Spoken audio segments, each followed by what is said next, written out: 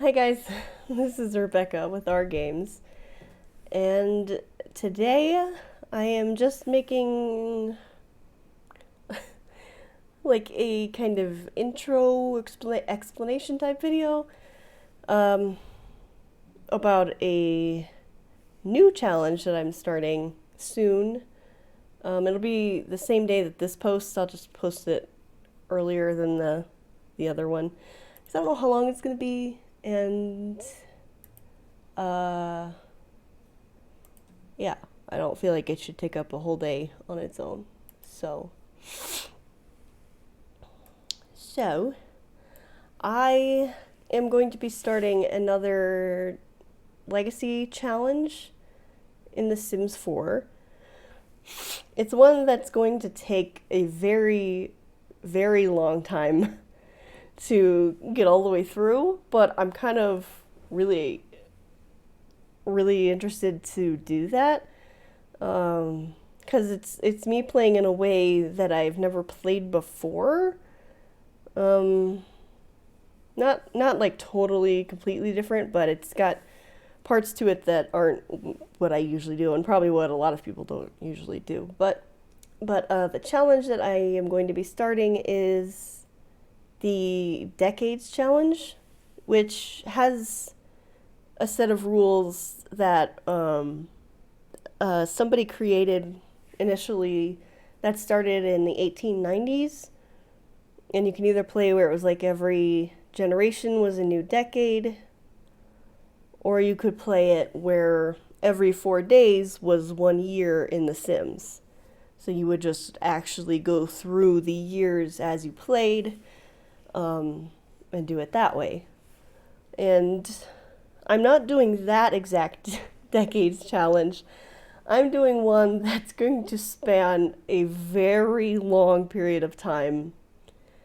And um, it's laid out in a very detailed way, in my opinion, by a um, Twitch streamer and a YouTuber that is, their name is Morbid Gamer, I believe. I think it's Morbid Gamer. I've been watching VODs of their live stream playing this Decades Challenge, and I've already forgotten. But they have their own rules and setup that they've done, that they've started with a while back, that they're currently still playing through, so they're kind of putting the rules out and up as they go. Because they're also doing research and giving a lot of, like I said, like detail into things, and like to play very realistically. Uh, so they have their own very extensive list of rules and like uh, information and guidelines to like each decade or each era that you're going through to follow.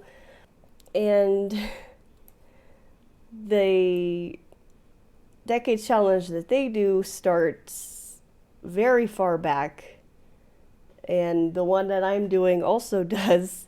It starts right at the beginning of their rules and guidelines, which starts in a time way back when, and that is the 1300s, the Middle Ages, the medieval times. So I am going to be starting in the year 1300 for this Ultimate Decades Challenge. And I'm also going to be playing where it's every 4 days, and The Sims counts as 1 year. So, like, we start in the year 1300 at the beginning, and then on the fourth day it'll be 1301, and then another 4 days is 1302, so that The Sims actually have, like, ages to them, and their lifespans are, you know, meant to match that as well. And you age them up at certain times. Like, it's very involved. So it's something you definitely don't want to do if you don't like having to do a lot of things for your Sims. But there's a lot of rules and like guidelines to it, and I intend to follow pretty much all of them the way that they are listed out here. Any that I might tweak a little bit, I'll mention, and you can do, you play it however you want. Yeah, I'm starting in the 1300s, and like I said, they have a very detailed, organized, like, rules and everything for all of it. With Build By, it's like you have to have certain lot traits. Only certain types of furniture that would have existed at the time, and things like that. And then we also have pregnancy chances, because like when they're in their teen stages, they can have a 30% chance of pregnancy when they were woohooing, and then young adults, and like as they age, it gets less. And then also you do have side houses that you're playing that are like just branches off of your founders, like your heirs, sibling, and whatever, or the side houses. And there's a lot of rolling of dice basically to decide if like Sims get married or not, how many numbers of children they can birth. And then there's also death rolls that I will be doing for sure. And this is based off of statistics and, information that you could research about that time period. There won't be exactly this death roll for every single decade there is. This is just for the 1300s. So it's like every time a Sim gives birth, you have to roll a 20-sided dice. And if they roll a 1, that person that's giving birth is going to die that day. And then it's the same for like whenever a baby's born. As soon as the baby's born, you roll for the baby. And then when it's time for them to age up to a toddler, and every time they age up, you have to roll for whether they live or not. And this has it lined up with how many Sim days they spend in each life stage, and how long that is translated into years and months, and then what ages they are during those stages over here. So life expectancy in the 14th century was really low. A lot of children didn't survive. Generally, men reached the age of 24 and women reached the age of 33. And these are basically based off of the percentage of chance that, babies lived through birth, or babies lived through all the years to age up to be a child or a teen during that time period. So that is something I will definitely be doing. So Sims will be dying, babies will be dying, like, death rolls are going to be a part of my thing. So, and then it also restricts your farming, and this again also changes for, when you're in the 1300s to 1400s and all of that. But it's got to split up by season, and those are the only plants you can grow and like harvest during that time. And then there's great events that happened during that time, like the Great Famine, where you'll have to roll for Sims. The famine is just like you can't grow crops, you got to sell all your livestock, you can't eat more than one meal a day, and when there's wars, you're going to have to roll for who goes to war and whether they live or die, the plague, and all of that kind of stuff. And it's like that for every stage of the times that you're going through. So, like I said, it's very detailed and there's a lot there. And if anybody wants to go look at that, or they're interested in seeing everything laid out, I'll have the link for where I found all this from Morbid Gamer in the description, so you can definitely go look and download it yourself and check it out. And you could start during any time of anything between 1300 to the end, because the intention is to go from 1300 all the way up to 2019 or 2020. Something like that, like a current time. So when you're going in 1 year for every 4 Sim days, that's a lot of Sim days, and it's going to end up being a lot of generations. But it's, again, a way I've never played before, and I think it sounds really fun and interesting to do. And another big part of this Decades Challenge is keeping track of everything. As of yesterday, I think when I downloaded this again, the rules for the time periods have gotten all the way to, 1815 to 1860, because I think they're playing somewhere in this general time, in like the 1700s at the moment. So they're doing their research and going through everything, which is awesome. But the whole overall rules and guidelines and everything about it, Morbid Gamer, is back a page basically. So yeah, the original challenge was by Zombie Cleo, and then it's still being built at the moment because they're still playing through it. So another big thing with this, if anybody decides to do it, you don't have to do this, obviously, but with what I've played so far with it and with the practice I've done, it helps immensely. But it is a lot of like administrative type work using like Excel and stuff. If that doesn't interest you, I wouldn't recommend it. Unless you just don't care about certain things being a little more loose with whenever, because that's totally fine too. You play however you want to play. But there are like timelines that you make in like a whole spreadsheet that's basically lined out like this, to keep track of like what day you're on, what year it is, what day of the week, and then keeping track of every single Sim's birthday when it's supposed to happen, so that on that day you have to roll for this person and see if they age up or not, and all that stuff, and to help you keep track of what year you're on exactly, and keeping track of families and like who everybody is and when they were born, whether they're alive or not, what year they died, if they did, and all that stuff. It all goes into much more detail with all of that here, family trees and stuff. And this is, the start of the challenge, like how to kind of get a save file started for it. And they have links to mods and custom content that kind of can help if you really are interested in a more realism type thing, where you can get CC for more like medieval times and all that. There's like traits that you can't use until stated otherwise, because they don't make sense. If you're medieval time, you're not thinking about you're being a geek or an eco lifestyle like Freegan or Recycle a Disciple and stuff like that, so that makes sense. So yeah, it's a lot for sure, but it's something that I'm really interested in doing, and I've started it, and it's gonna be a lot. Like I said, it's going to take a very long time. But I'm okay with that. So that's that.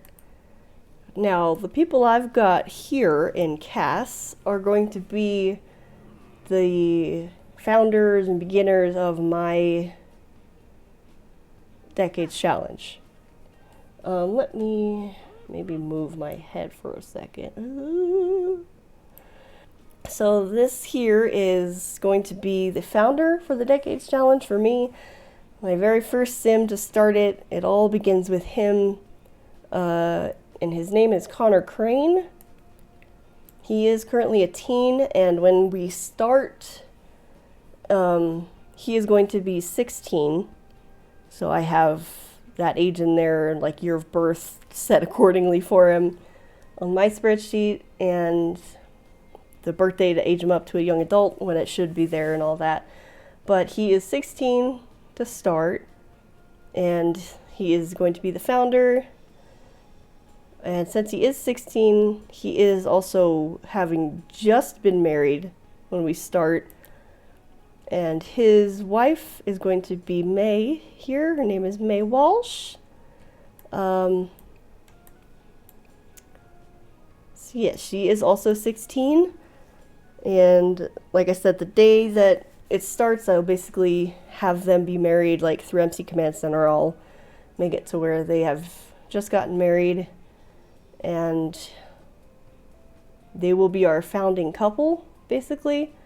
So with them being the founders and heir, they will have an unlimited number of children that they can try for and have, because there's probably going to be a good handful that don't survive past being a baby or being a toddler. So we need as many as possible. And then the oldest son that is from them will be the next heir that will take over once he is old enough to get married himself. And so that is our founding couple. And then this guy here is Edmund. He's also a teen, and in my game, he is just turned into a teenager when he gets there, so he's 13 despite looking the exact same as Connor. And he is Connor's younger brother, Edmund. And basically in my mind, it's just that their parents have passed away and Connor has taken over the responsibility of taking care of his brother until he can provide for himself. So he'll be in the house with these two until he ages up and is old enough to get married. And when he does get old enough for that, I'll probably make him a wife, or I'll pick somebody out of the gallery to make up to be the wife for him. And then depending on how crowded the house is at that point, I'll either keep him there with his new wife to have kids for a little bit before moving out, or I'll move them both out immediately and they'll become one of my side households. But these are the 3 Sims that are going to start my challenge. And I have a lot picked out for them. I used a save file that someone made where every single world in the save file is completely, every lot is empty. All the residential lots, the community lots, every single type, every lot that exists is completely gone. So the whole world is empty. And I'm going to start, like the rules suggest in there, I'm pretty sure that I started in Windenburg because it's a very European town and city, and I think it was meant to be based off of Europe or some European country. And so we take over, we had a lot there that I put the biggest lot on the little island out in the water. I'm gonna just load it up real quick. Because we start in Windenburg and we play there until it's time to take the boat over to America, basically. But this is Windenburg. I'm not gonna hover over the family too much there because I have already filmed my first part. I don't want to show anything that's there or not there, but this is Windenburg and it's mostly empty. I've placed a medieval looking bar lot, one that's a library, one that's another bar, and a few houses, and there's a park and a graveyard. And this big lot right here, where obviously the green plumb bob is where my family is, and I took that lot off the gallery. I changed it a little bit, but it's mostly the same as what I got off the gallery, just like these other houses and lots. I didn't build any of them. I found them off the gallery and I placed them here. But, if I go to any other world, it's empty. Everything is gone. Everything is blank and empty that could be empty. So it's all, I think it helps with how many like Sims that get spawned in by the game and created that I don't want to be in it. And yeah, it just keeps it down. We don't need 80, 90 Sims wandering around that don't look medieval and whatever. So it's all cleared out and let me build up the entire world as we go. And I'm excited for that. But yeah, I definitely would recommend a save file for doing that if you want to start completely blank, because deleting everything yourself is very annoying. I've tried doing it before, and it's not fun.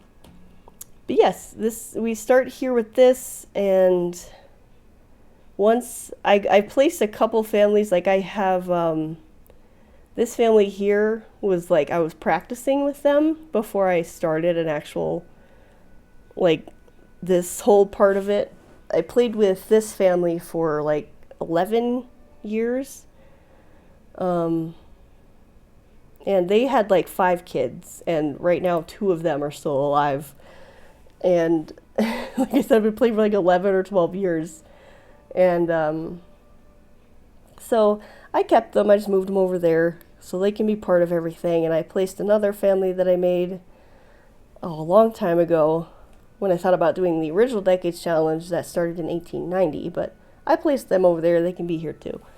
But most all the other places are going to be filled in either by other Sims that I make that I'm okay with kind of filling the world up with, or with my side households.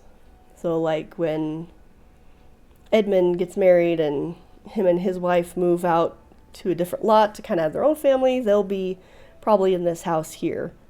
And then like with other families as they go, we'll be populating Windenburg until we head over to America in the 1600s. So it's going to be a long time here.